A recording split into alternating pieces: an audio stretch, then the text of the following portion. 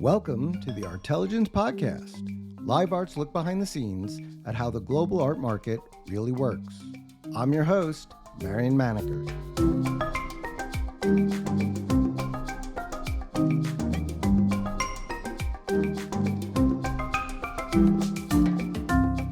This podcast is brought to you by Live Art, the global art marketplace that puts you in control.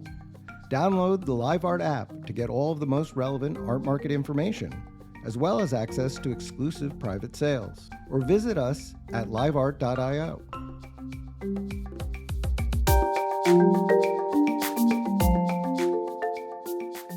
We're about to give you a preview of the lots on offer in London next week. But first, I wanted to remind Live Art app users that some of the most popular features are back. You can follow all of the sales as they happen. The app gives you real-time bidding in a new user interface. Once the auctions end, you'll see a breakdown of the sale based upon pre-sale expectations and lot performance. The new app shows that in a bright, easy-to-understand design. You can also set your preferences to show the top-performing lots by price. Soon you'll also be able to show the top-performing lots against the estimates. If you aren't using the app, we hope you'll download it before the sales begin.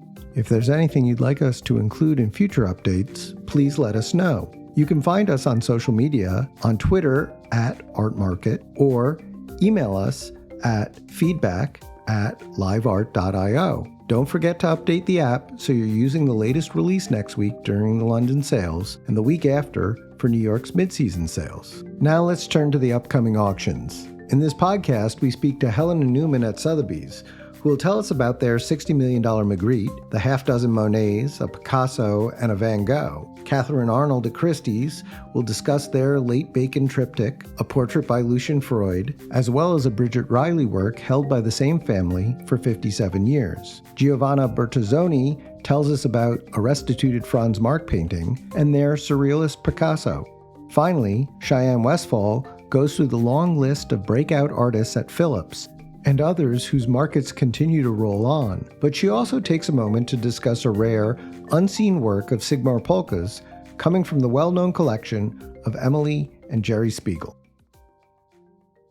The first lot to discuss is a large, late work by Renee Magritte, made for the daughter of an important patron who has held on to the painting for 60 years. The most expensive Magritte ever sold was another work inspired by an important patron. According to the Live Art free database, Sotheby's auctioned that for nearly $27 million in 2018. But this work on offer is one of Magritte's most famous series, The Empire Light. Most people will recognize it as a nighttime streetscape crowned by a day-bright sky. A much smaller version of the image sold at Christie's in 2017 for $20.5 million. But this work comes to the market at a totally different level. I asked Helen Newman, chairman of Sotheby's Europe, if I was reading the market correctly, and this lot was being offered at twice the previous record price. Exactly, yes. So we're saying in excess of $60 million, which in pounds is around £45 million. And so as you absolutely rightly say, Marion, it's far in excess of any previous auction price for Magritte. But we looked at it. I mean, first of all, I think you got to look at the subject. Pier De Lumiere is one of his most famous iconic subjects. I mean, along with the bowler-hatted man and the Ceci n'est pas une pipe, it's like one of the great images. And actually, I think the image is even more important because he returned to it so many times between the late 40s and the early 60s. You've got these 17 versions, all in different sizes, and some horizontal in format and some vertical in format. But of those 17 works, of which some are in museums, in the Guggenheim, in Brussels, in the Menil Houston. So some already taken out of the market anyway. But of those remaining ones that are in private hands, this is sitting up there as one of the large format horizontal paintings. So it's a meter 46. It's a meter 14 by a meter 46 across. Sorry, I haven't got the inches. I'm very English about this. But anyway, it's monumental. It's got a very impressive scale. And importantly, the execution is absolutely up there amongst the best. So, what you're looking for with this subject is that incredible precision and exquisite execution of the silhouette of the leaves of the tree against the day-lit sky. And that totally comes to life in this. So that's brilliantly executed. And then you have to kind of zoom out a bit because there aren't enough direct precedents and look at, what people are paying now for a great masterpiece of 20th century art. And I think it sits in that masterpiece category, along with, a great Picasso or a great Giacometti sculpture, or, it has that real, dare I say, sort of trophy appeal of a top quality museum work. Francis Bacon's large triptychs have long been prized as trophy works. The 4 top prices for Bacon's work were paid for large triptychs. Christie's has one of the last ones he made, on offer for £35 million, or nearly $50 million. Katharine Arnold explains why it's such an event. Look, Marion, it's really a complete dream for me to handle a major triptych at the same time as the Royal Academy is showing a wonderful exhibition called Man and Beast of Francis Bacon. It's the first time I think we've all seen, great paintings by Bacon in the flesh en masse for some time. And certainly on the back of the heels of the pandemic, going and seeing Bacon in real life and experiencing firsthand the power that his paintings have and the fact that they really talk to the real substance of who we are and the things that we've just experienced, that really brings to the fore the idea that Bacon is one of the great 20th century figurative painters. He was a real master of his craft. And this triptych, which he made in 1986 to 1987, is a painting which tells a story both of his lifetime. He was born in 1909, died in 1992. So he lived the full sweep of the last century.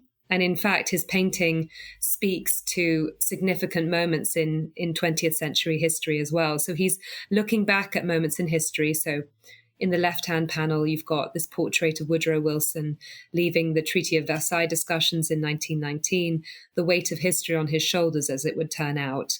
On the right-hand side, on the right panel, you've got this extraordinary image, this after image of the assassination of Trotsky in Mexico City in 1940. And then in the central panel, you've got a portrait of John Edwards. But here you have John Edwards not as the friend and lover of the late 80s. You've got John Edwards sitting in almost exactly the same pose that you see of George Dyer in the black triptych, which exists at Tate from 1972, that painting which was lamenting the love and loss of George Dyer, who was one of these great figures in Bacon's life. So for me, this triptych is looking back not only over those sort of turning point moments in European history and in the history of the Western world. Of course, the Treaty of Versailles would have far-reaching implications also into the Second World War. But, also looking at moments in his own life that he came to regret. As with everything, history looks like it's a very clean line, as though everything was always charted in front as if it was intended. But these moments, these turning point moments, the decision to move one way or another then has a huge ripple effect on the rest of the charting of history, as it does with one's life. The decisions one makes within one's own life then have impacts on the future. So for me, this triptych shows what Bacon can really do, in that he reflects on the whole history of a century, and at the same time, he's meditating on what it is to be a man in love, to contemplate one's own demise, and to think about some of these kind of really great, but also terrible themes at the same time.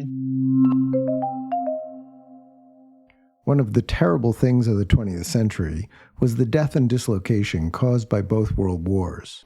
Franz Marc, the groundbreaking German painter, was killed during World War I, cutting short a promising life. His work, The Foxes, was later sold by a German Jewish family fleeing the Nazis. The painting was recently restituted from a museum in the city of Dusseldorf. Christie's is offering the work with a whisper number of £35 million, or nearly $50 million. At that price, the painting would double the previous record price for a Marc, set in 2008. Giovanna Bertazzoni, co-chair of Christie's Impressionist and Modern Art Department, explains why. So the Marc is exceptional. It's a very exciting moment. It's very moving. I don't know if you had the opportunity to see it, but it's in person is incredibly moving. You really have this sense of tenderness and coyness and shyness of these animals. Control. They're very controlled within this vortex of futurist lines, and that is incredible. The contrast between the cubo-futurism of the revolutionary formal story on one side, and on the other, the real animal touch and human touch, because I think there is something of a self-portrait there, and I think there is something of Marc there, and the mixing of the two make it an incredible picture. So I think that people will be touched by it. It's a masterpiece of modernism, undoubtedly. As such, I don't think it will be interesting only for people who are interested in German expressionism or Blaue Reiter. I think it will be interesting for people in general who are looking for the best of modernism, and they understand how rare this work is.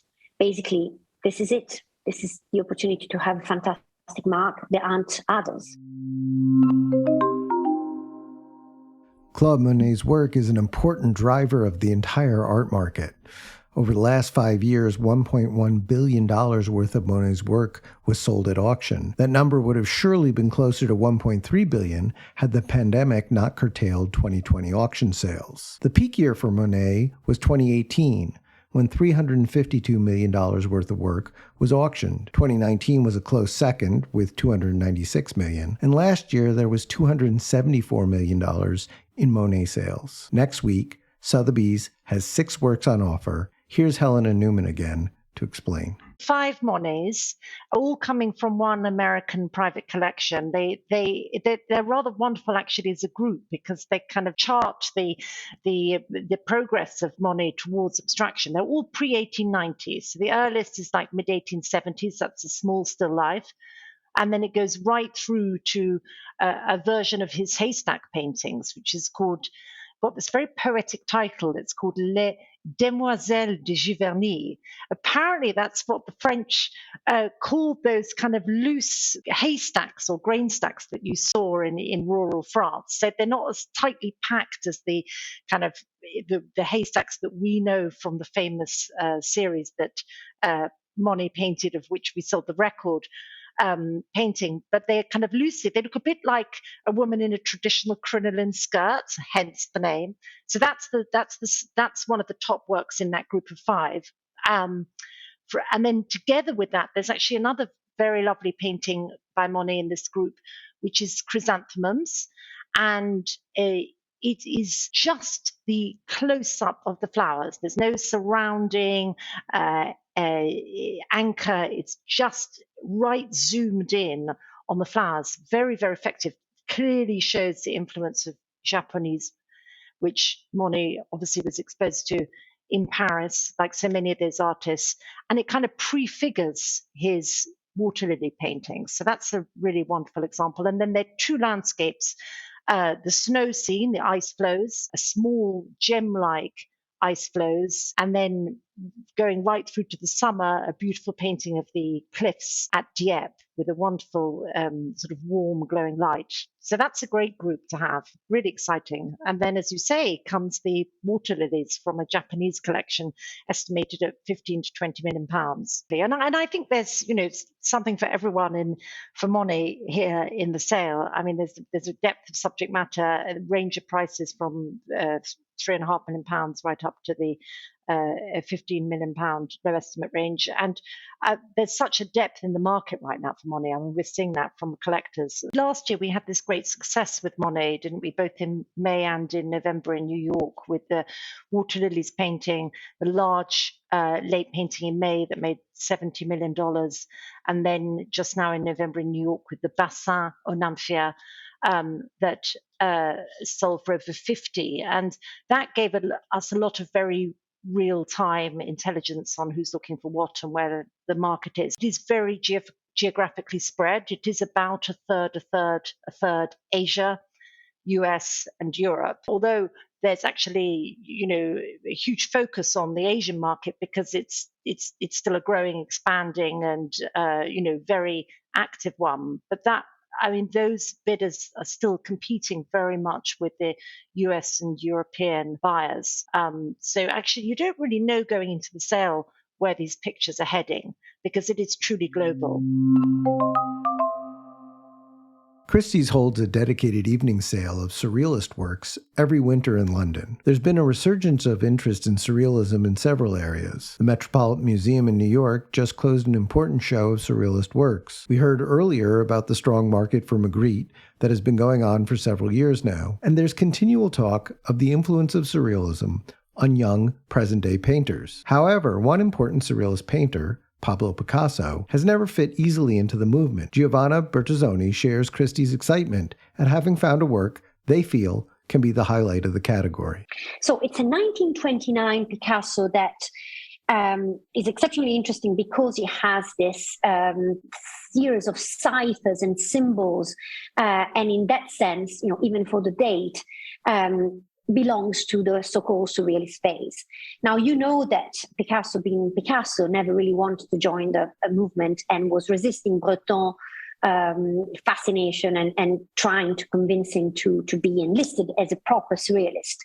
He was too smart to be confined to one movement, as you know. But at the same time, in 1927, he met Marie-Thérèse, and he was still married to Olga.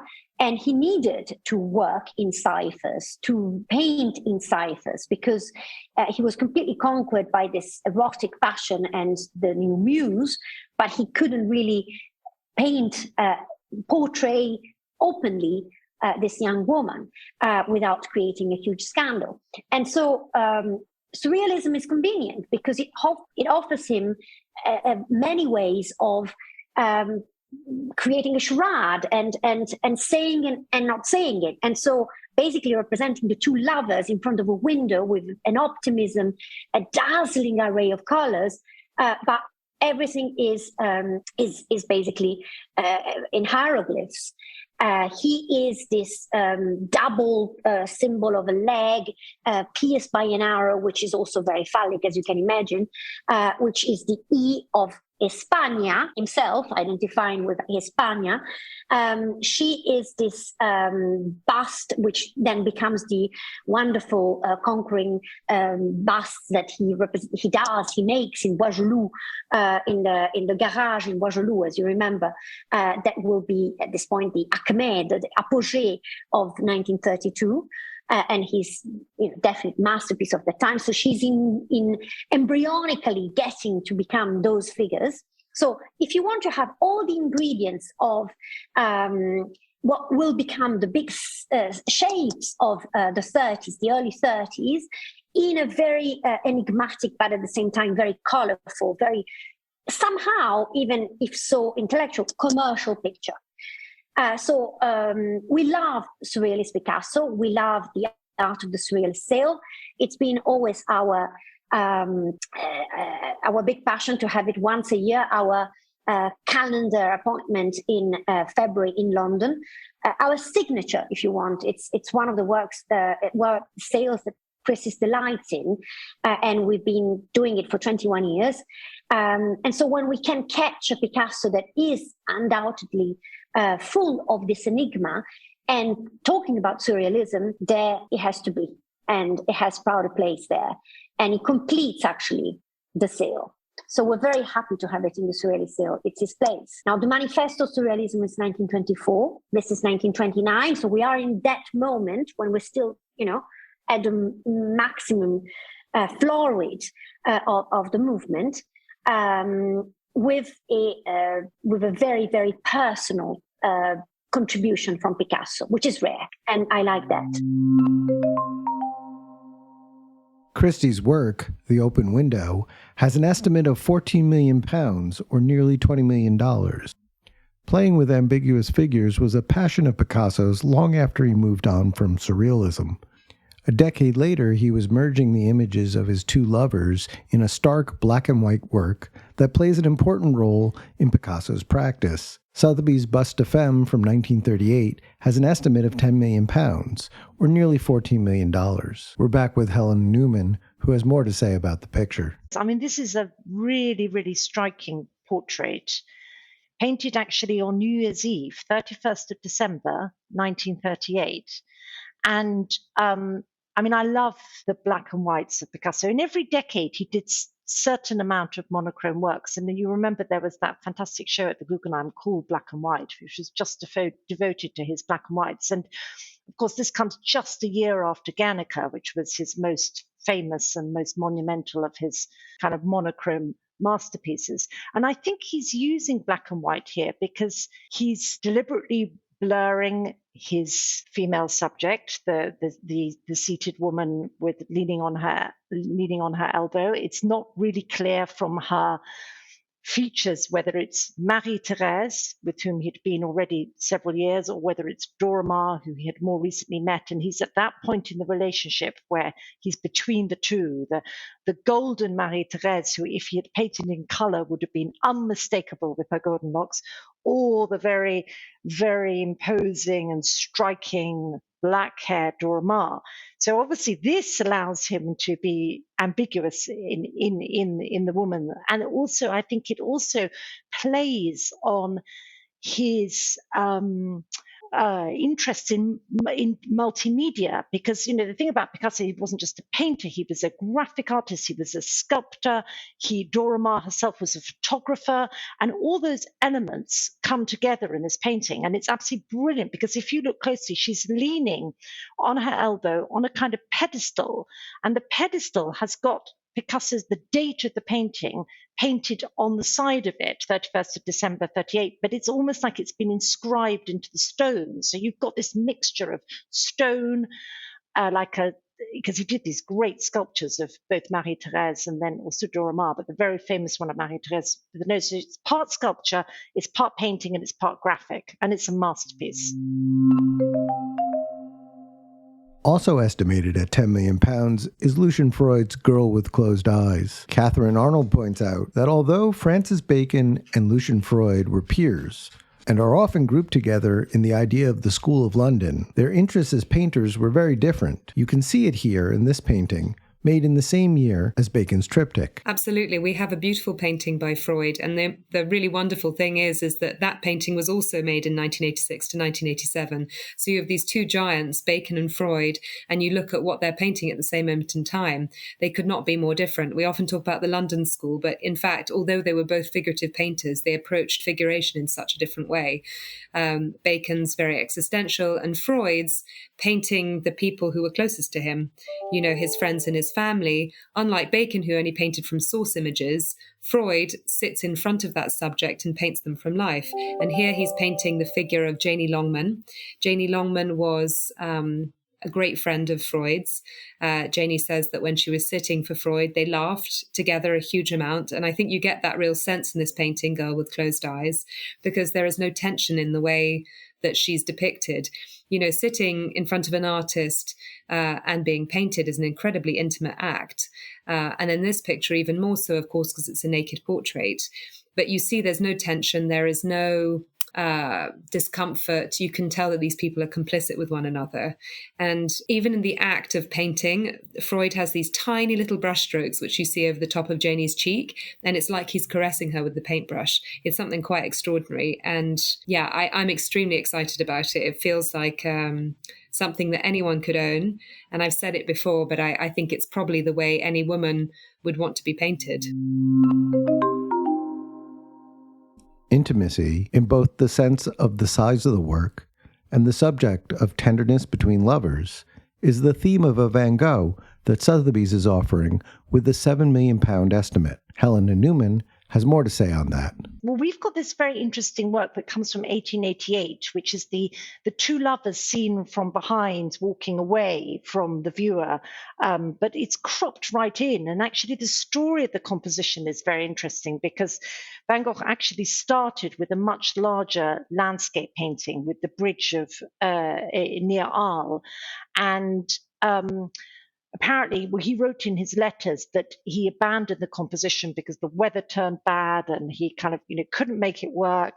And but he was obviously quite taken with this couple in what was the sort of center-right foreground, and cut out this part of the canvas making it in a way into a work in its own right. And it's got a wonderful intimacy in a way. It's cropped right in. It's got a great intimacy. The complementary colors of the blues and the oranges, the yellow of his straw hat, the red works very effectively. And it passed into the collection of the Ginous, Monsieur and Madame Ginou, who owned the inn in Arles. And they had, in the end, a great 7 or 8 very important paintings by Van Gogh. So it has this rather wonderful provenance associating it with the Ginous, and this interesting history. But it's very iconic Van Gogh, small in scale. I mean, the whole painting is about 35 centimeters, 13 inches or so tall. I mean, it's powerful. Powerful also describes the black and white op art work by Bridget Riley that Christie's is offering with a £3 million estimate. The work is titled Reverse. It was made in 1963, but it was bought in 1965 by legendary Chicago collector Morton Newman. The painting has remained with the family ever since. Katharine Arnold tells us a bit more. Look, Bridget Riley is a hero of mine. I think she's an extraordinary woman and incredibly astute. She would never describe her own work as abstract. In a way, she's almost capturing the kind of resonance that exists in the world, but she's doing it through transitions of color in certain instances, and here, obviously, in monochrome. These paintings are incredibly sought after, very rare, probably because people like the Neumanns keep them in their collections for 50 years. It's on a beautiful scale. And I think it's wonderful timing because, of course, Bridget is preparing for the show, which she's opening at the Yale Centre for British Art. It's on the heels of the Hayward Gallery show, which she did a few years ago. But Bridget Riley is collected now very internationally. I'm delighted to say that she's collected far beyond these shores. She's respected and sought after in Asia as well as in the United States.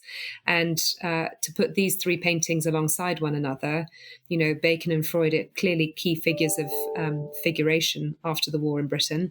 But Bridget is a legend for what she's contributed, both as a female artist, but beyond that, as a British artist.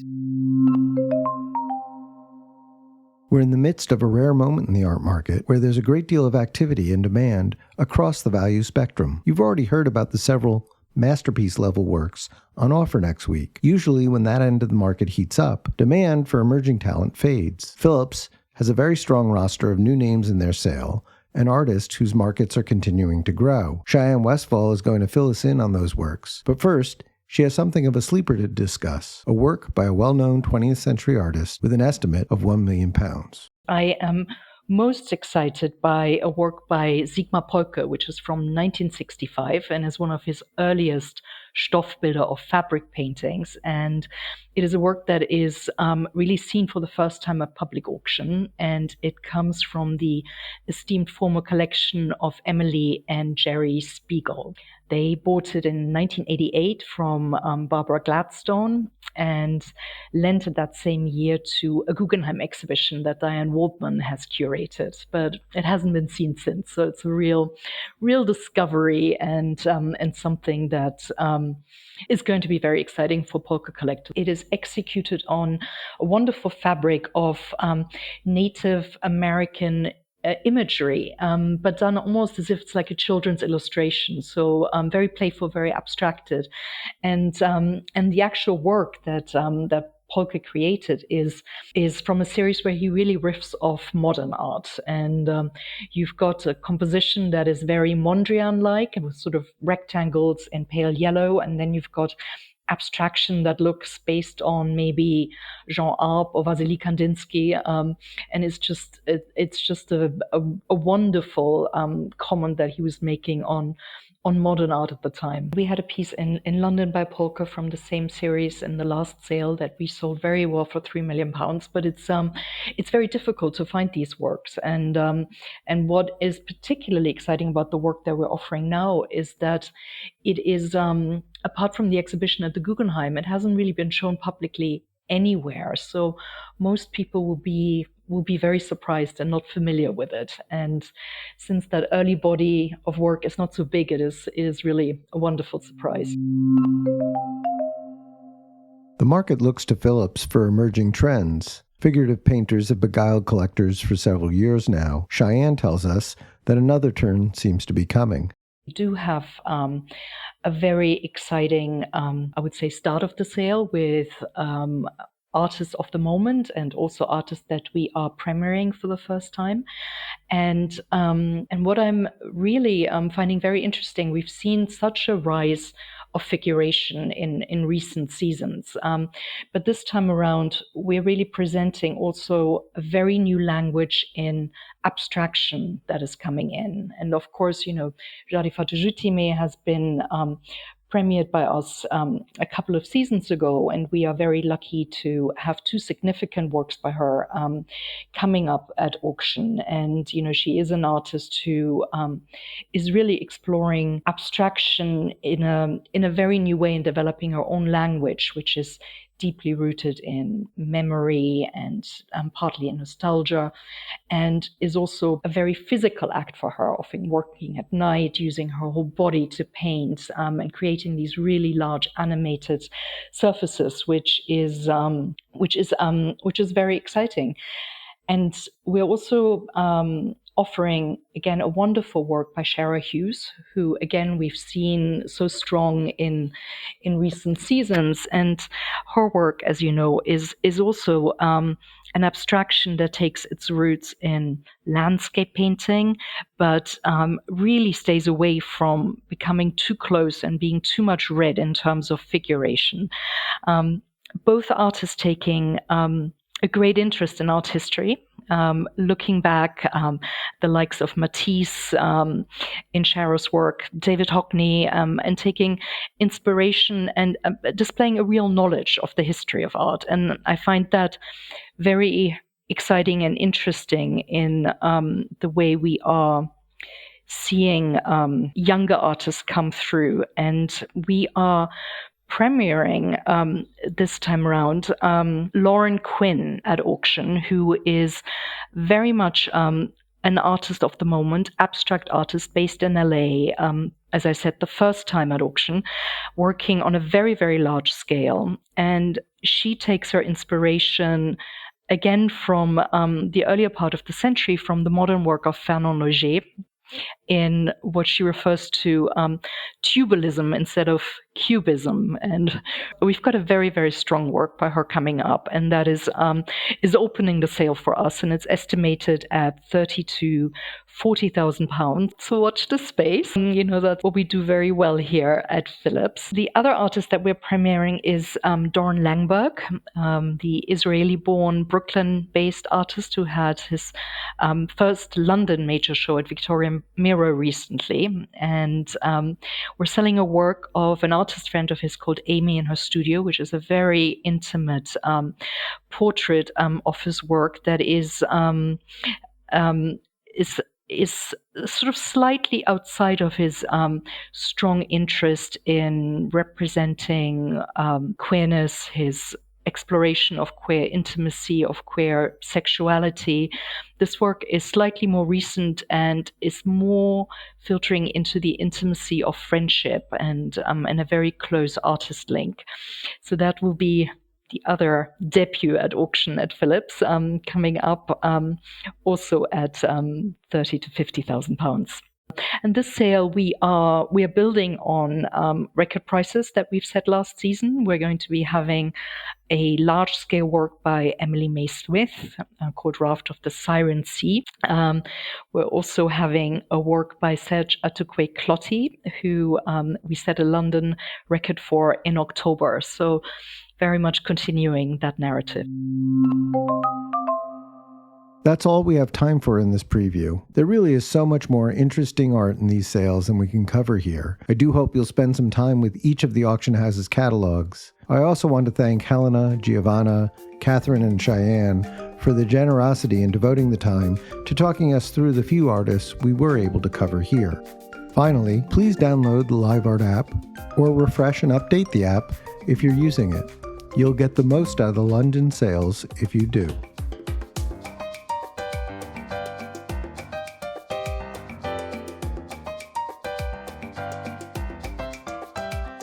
Thank you for joining us at the Artelligence Podcast, edited by Colin Ketchen, who also composed the original music.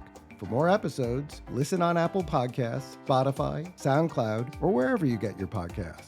And don't forget to download the LiveArt app or visit us at liveart.io. Please join us for the next episode of the Artelligence Podcast. We're looking forward to it.